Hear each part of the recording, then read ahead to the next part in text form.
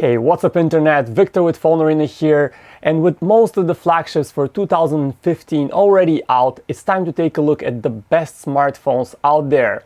Now, some of them have a great camera, some of them have a great design, and others have great performance, but overall they all excel in one thing: the overall quality of the package, and you won't be disappointed if you get either one of these handsets.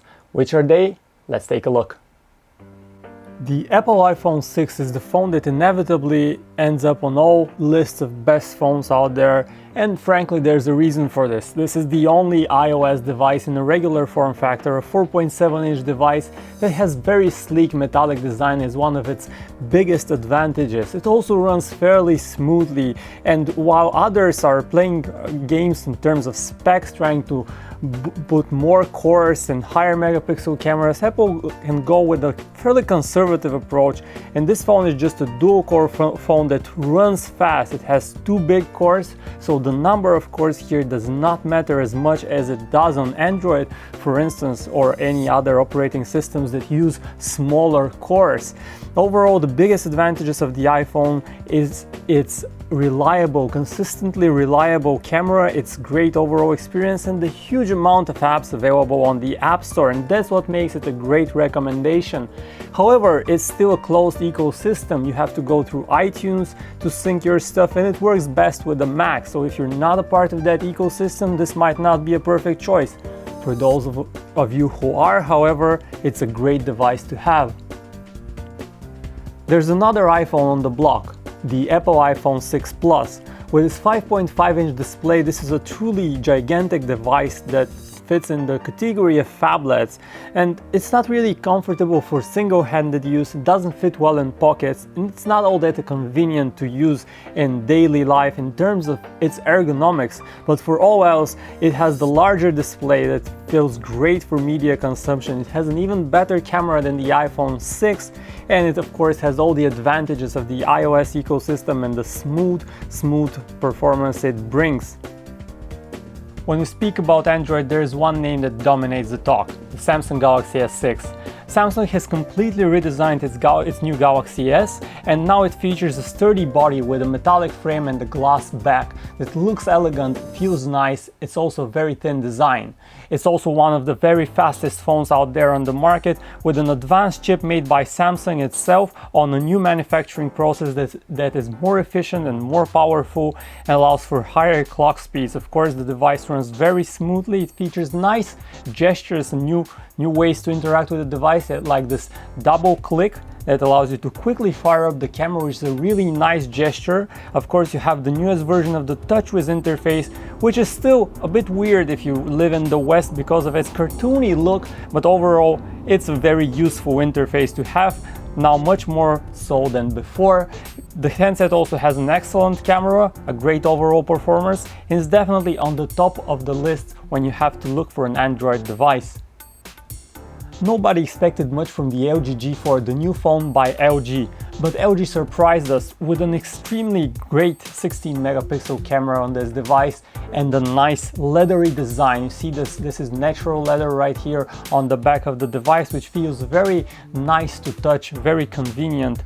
It's a 5.5-inch device, so a bit larger than your regular smartphones, but still fairly compact for its size. Now, the downside, it's the LG UI, which feels and looks a bit weird. It works better now, it's not as laggy as before, and the screen does not feature that weird over sharpening that the LG G3 had before. So overall, LG has managed to polish this device very nicely. It still has a micro SD card slot, a removable battery, and that's something that the Samsung Galaxy S6 lacks at the moment. And this great camera, this camera is one of the best out there in the market, very convenient to use. You have the buttons on the back, a signature LG Touch. Double click the volume down button and you can quickly snap pictures. And it's overall a great snapper, a good performer, and one of the best Android devices on the market right now.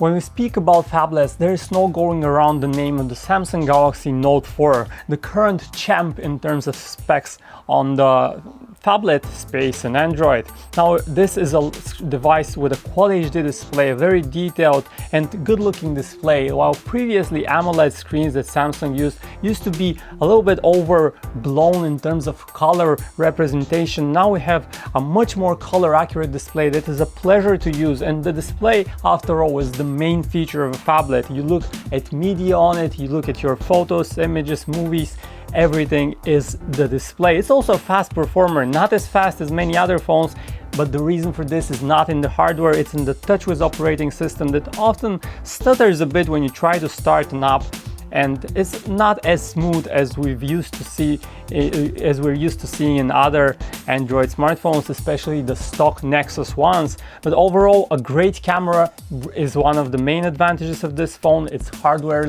in terms of hardware, very advanced, and it has this nice display.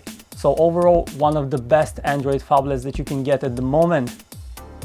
Now, if you want an even bigger phablet, the Nexus 6 comes to mind. A truly gigantic device with a 6-inch display. Its biggest advantage is that it runs the stock version of the Android operating system, and as a Nexus phone, it will always get updates first, within days after release. So of course we have the latest Android M running here, and that's a pleasure. You have the latest security updates, the latest features in terms of performance and improvements in terms of stability and speed of use. The Nexus 6 features an AMOLED display, and its camera is not among its strongest points, but it's overall a very solid device, not one that stands out with any particular feature, but it's fast, it's fluid, it features the latest version of Android, and if you want a bigger screen phablet running Android, this is one of the best choices right now. Now, if you like that stock Android experience, another phone worth your consideration is the Nexus 5. The Google Nexus 5 is now discontinued and you cannot get it officially at the Google Play Store, but it's still available at many retailers, and its price is amazingly low for what it offers. Now, this might be a nearly 2-year-old phone, but it runs surprisingly smoothly. Its biggest downside? The battery and the camera. The camera is not great, it's a bit slow, it takes some time to capture an image, and the battery barely lasts a day, but it has wireless charging and that makes it a little bit better, so it's not all that bad in terms of battery life.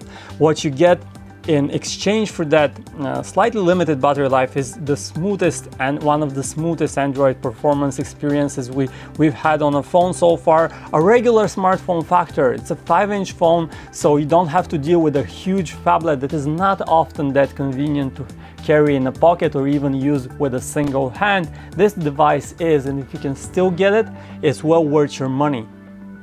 And finally, here's a phone that's worth your consideration despite it not being part of the mainstream, the OnePlus One, made by a Chinese company OnePlus, which has close ties with Oppo. Now, both companies are not very popular, but the deal with this phone is that it's very affordable. It costs just $250 off contract. It features this very nice and unique, pretty original design. It has a very compact for its size form factor. It's a 5.5-inch device with a 1080p display.